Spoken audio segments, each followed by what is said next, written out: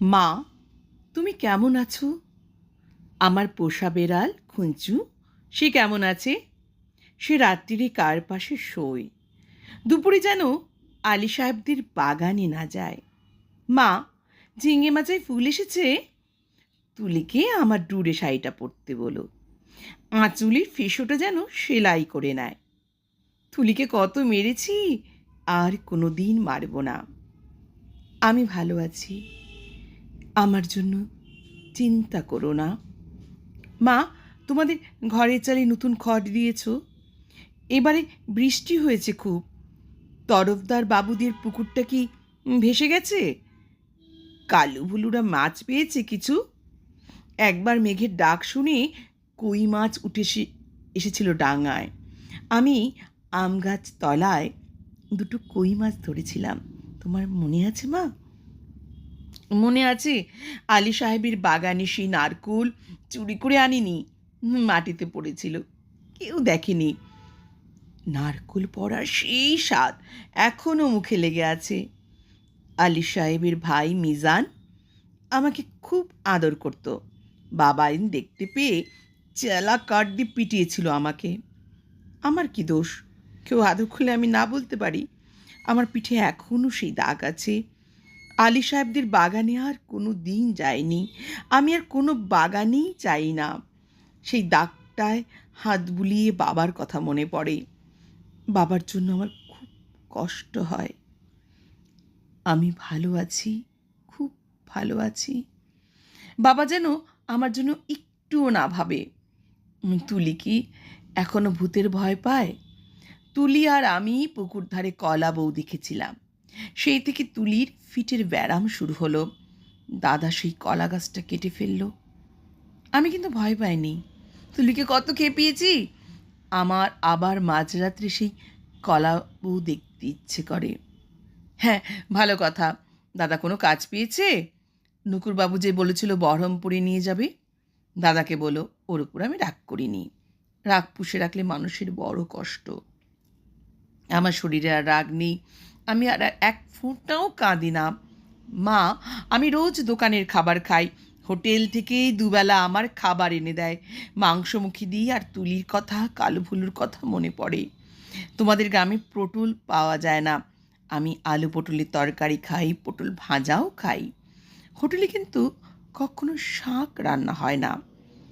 পুকুর পাড় থেকে তুলি আর আমি তুলে আনতাম কলমি শাক। কি ভালো, কি ভালো, বিনা পয়সায়। কোনো দিন আর কলমি শাক আমার ভাগ্যে জুটবে না। জোর হাওয়া দিলে তাল গাছের পাতা সরসর করে, ঠিক বৃষ্টির মতন শব্দ হয়। এই ভাদ্র মাসে তাল পাকে, টিপ টিপ করে তাল পড়ে। বাড়ির তাল গাছ দুটো আছে তো। কালো তালের বড়া বড় ভালোবাসে। একদিন বানিয়ে দিও। তেলের খুব দাম জানি, তবু একদিন দিও। আমাকে বিক্রি করে দিয়েই 6,000 টাকা পেয়েছিলে, তা দিয়ে একটা গরু কেনা হয়েছে তো। সেই গরুটা ভালো দুধ দেয়। আমার মতন মেয়ের চেয়ে গরু অনেক ভালো। গরুর দুধ বিক্রি করেই সংসারের সুসার হয়। গরুর বাছুর হয়, তাতেও কম আনন্দ হয়। বাড়িতে কন্যা সন্তান থাকলে কত জ্বালা। দুবেলা ভাত দাও রে, শাড়ি দাও রে, বিয়ের জোগাড় করো রে, হাবলু মিজান শ্রীধরদের থাবা থেকে মেয়েকে বাঁচাও রে। আমি কি বুঝি না? সব বুঝি। কেন আমায় বিক্রি করে দিলে তাও তো বুঝি। সেই জন্য তো আমার কোনো রাগ নেই, অভিমান নেই। আমি তো ভালোই আছি, খেয়ে পড়ে আছি। তোমরা ওই টাকায় বাড়িঘর সারিয়ে নিও ঠিকঠাক। কালো ভুলোকে স্কুলে পাঠিও, তুলিকে ব্রোজেন ডাক্তারের ওষুধ খাইও। তুমি একটা শাড়ি কিনো, বাবার জন্য একটা ধুতি, দাদার একটা ঘড়ির শখ।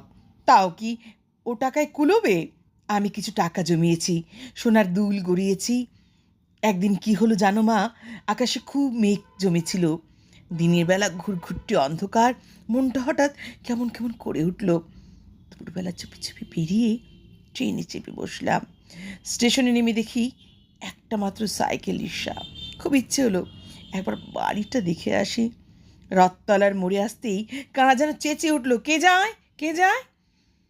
দেখি যে হাবলু শ্রীধরদের সঙ্গে তাস খেলছে দাদা। আমাকে বলল, হারামজাদি, কেন ফিরে এসেছিস?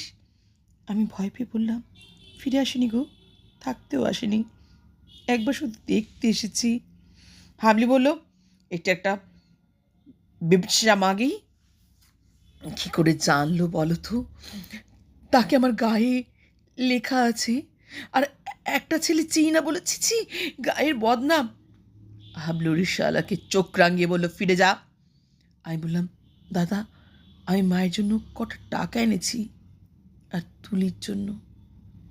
দাদা টেনে এক চড় কষালো আমার গালে। আমার বিক্রির টাকা, হকের টাকা, আর আমার রোজগারের টাকা, নোংরা টাকা। দাদা সেই পাপের টাকার ছবি না ছিনিয়ে নিল শ্রীধর। আমাকে ওরা দূর দূর করে তাড়িয়ে দিল।